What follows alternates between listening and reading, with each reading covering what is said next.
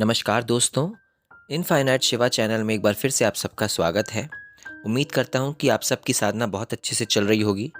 तो आज मैं आपको यक्षिणी साधना के बारे में जानकारी देने आया हूँ कि यक्षिणी साधना करने के पश्चात क्या होता है और हमें यक्षिणी साधना करनी चाहिए या नहीं। और जो भी साधक यक्षिणी साधना करने के बारे में सोच रहे हैं या फिर करना चाहते हैं, उनको ये वीडियो ज़रूर देखना चाहिए। इसलिए आप वीडियो पूरा देखिएगा ताकि आपको सही जानकारी प्राप्त हो सके। तो यदि मैं यक्षिणी साधना के बारे में बात करूं तो आप इसको इस प्रकार समझ सकते हैं, जैसे कि यदि आप किसी जंगली जानवर, शेर, चीता, इन सब को लाकर घर में उस पर साकल बांध के यदि उसको आप पालतू जानवर के जैसा रख लेते हैं, तो इसके बाद आप फिर क्या उम्मीद करेंगे कि क्या वो आपके साथ वैसा रहेगा? बिल्कुल नहीं। मौका पाते ही वो आपको खा जाएगा या फिर आपको ही नुकसान पहुंचा देगा।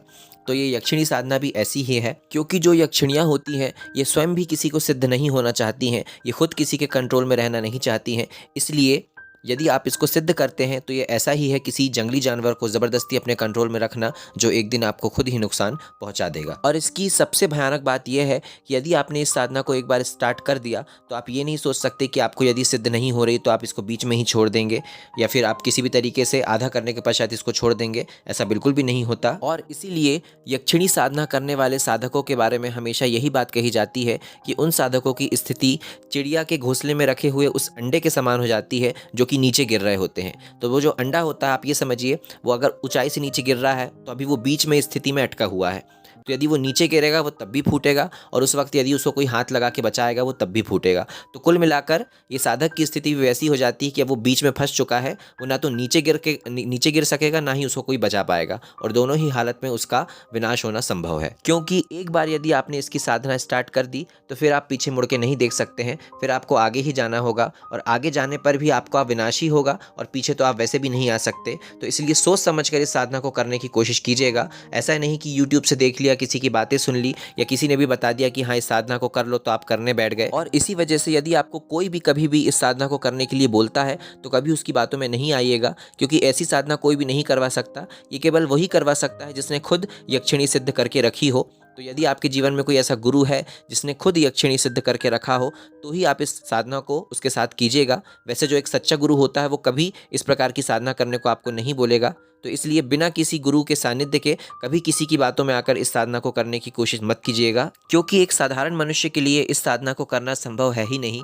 क्योंकि इसकी जो साधना होती है वो 91 दिन तक चलती है। कम से कम 91 दिन तक इसकी साधना करनी ही पड़ेगी, और आप इसको केवल माँ रूप में ही सिद्ध कर सकते हैं। आप यदि आप सोचेंगे कि आप इसको पत्नी के रूप में सिद्ध कर लेंगे या किसी अन्य रूप में सिद्ध कर लेंगे तो वो संभव ही नहीं है। और साथ ही इस साधना को करने से पहले आपको अपने इष्ट की सिद्धि, आपके जो भी इष्ट देव होंगे उसकी सिद्धि करनी होती है, और कम से कम 6 महीने तक ये सिद्धि चलती है, और उसके पश्चात ही आप ये यक्षिणी साधना कर सकते हैं। और इतने सब के बाद भी कोई गारंटी नहीं है कि इस साधना में यदि आपसे भूल चूक होगी तो आपको उसकी माफ़ी मिलेगी या नहीं मिलेगी, क्योंकि इसमें बहुत ज़्यादा नियम धर्म होते हैं, और थोड़ी सी भी भूल चूक होने पर सीधे आपके जान पे ही बना सकती है। आपको ब्रह्मचार्य फॉलो करना होता है, और साथ ही साथ आप अपने परिवार के साथ रह के इस साधना को कभी कर ही नहीं सकते। आप यदि अकेले रहते हैं तो कर सकते हैं, लेकिन यदि आप परिवार के साथ हैं तो आप नहीं कर पाएंगे। या फिर आपके जीवन में कोई ऐसा गुरु है जो आपको स्वयं अपने आश्रम में रख रहा है या आप अपने साथ रख कर इस साधना को करवा रहा है, तो ही ये संभव है।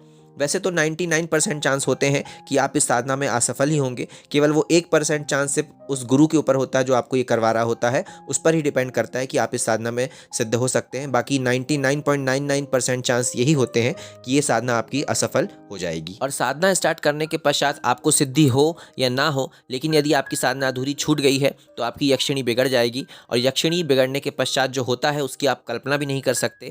आपका इस हद तक अनिश्चित होगा, इस हद तक इतना बुरा होगा जिसकी आप कल्पना नहीं कर सकते। आप एकदम एकदम जीरो में जो आ जाते हैं ना, जिसको कहते हैं एकदम एकदम ज़मीन में आ जाना, आप उस स्थिति में पहुंच जाएंगे। और ये बुरा आपका तब तक होता रहेगा जब तक आपके जीवन में कोई सिद्ध पुरुष आकर आप उस यक्षिणी को आपके जीवन से हटा नहीं देता, या फिर आपकी मौत नहीं हो जाती। और जिस प्रकार मैंने आपको कर्ण पिशाचिनी साधना के बारे में बताया था कि उस साधना को करने के पश्चात जब इंसान की मौत होती है तो उसकी दुर्गति होती है, उसी प्रकार यक्षिणी साधना करने के पश्चात भी यदि आपकी सफल हो गई है तो भी, और असफल हो गई है तो भी, आपकी जब मौत आएगी तो उसके पश्चात आपकी दुर्गति ही होगी, सदगति नहीं होगी। जिस प्रकार कर्ण पिशाचिनी मौत के बाद जो साधक होता है उसकी सोल को, उसकी आत्मा को कई हजार वर्षों तक कैद करके रखती है, उसी प्रकार यदि यक्षिणी साधना के पश्चात साधक की मौत होती है तो उसकी आत्मा को यक्षिणी बहुत लंबे समय तक कैद करके रखती है। तो इस प्रकार उसकी बहुत ज़्यादा दुर्गति होती है। तो यदि आप मेरी माने तो कभी भी इस प्रकार की साधना करने के बारे में ना सोचें, और यक्षिणी साधना तो कभी भूल कर भी ना करें। ऐसी साधना जो कि सफल होने के जितने इसके कम चांसेस होते हैं, और बहुत ही किस्मत में लाखों में करोड़ों में कोई एक इंसान ऐसा होता होगा जो इस साधना को सिद्ध कर पाता है। अधिकतर लोग असफल ही होते हैं।